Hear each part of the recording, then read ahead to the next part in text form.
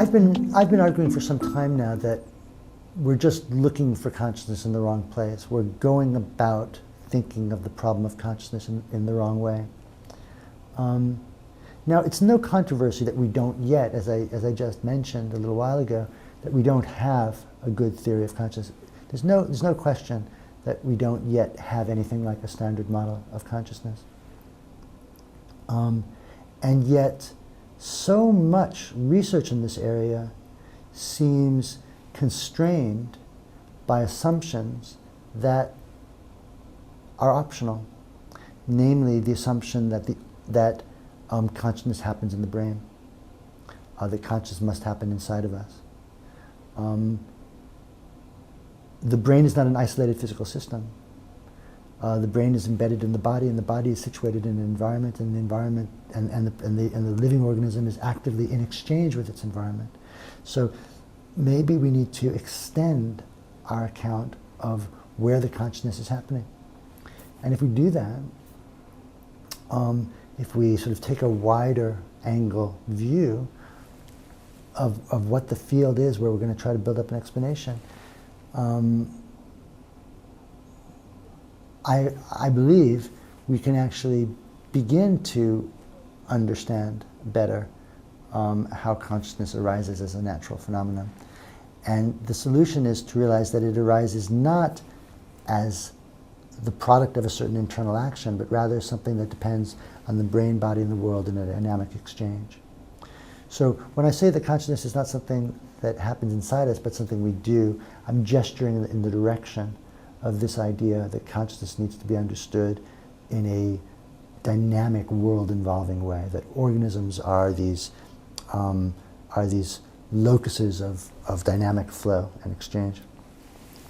But I've also tried to develop specific theoretical models of specific phenomena within the domain of consciousness that exemplify this, and specifically that try to show that sometimes the qualitative character of an experience can actually be explained if you look at the way in which the experience is situated in the context of the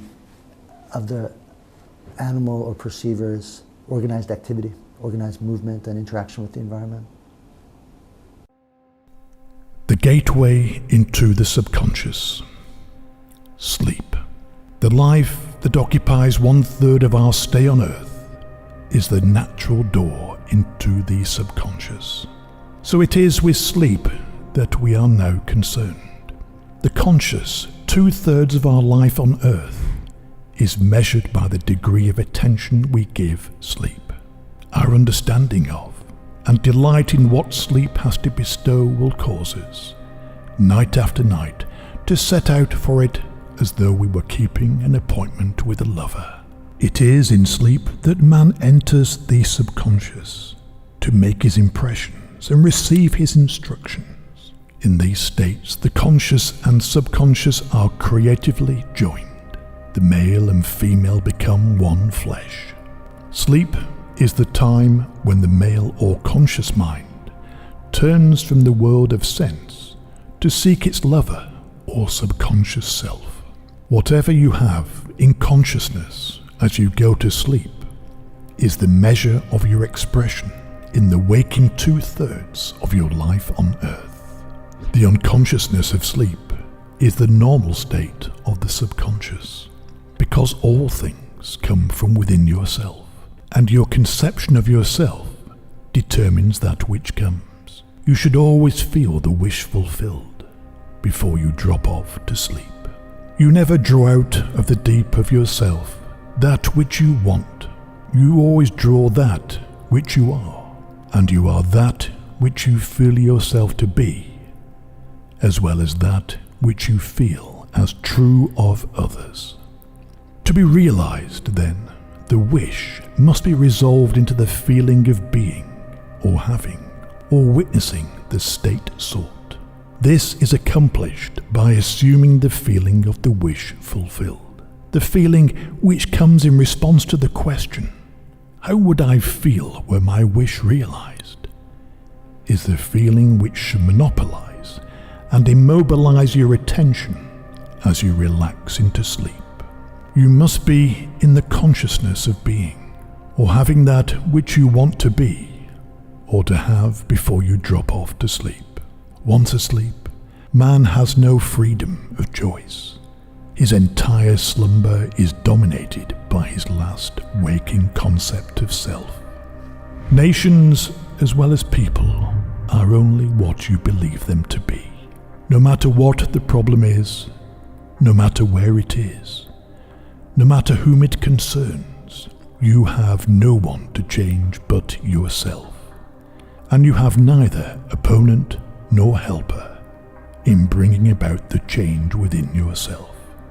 You have nothing to do but convince yourself of the truth of that which you desire to see manifested. As soon as you succeed in convincing yourself of the reality of the state sought, results follow to confirm your fixed belief.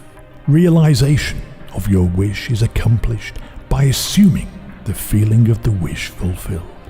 You cannot fail unless you fail to convince yourself of the reality of your wish. A change of belief is confirmed by a change of expression. By feeling your wish fulfilled and quietly relaxing into sleep, you cast yourself in a star role to be played on earth tomorrow, and while asleep, you are rehearsed and instructed in your path.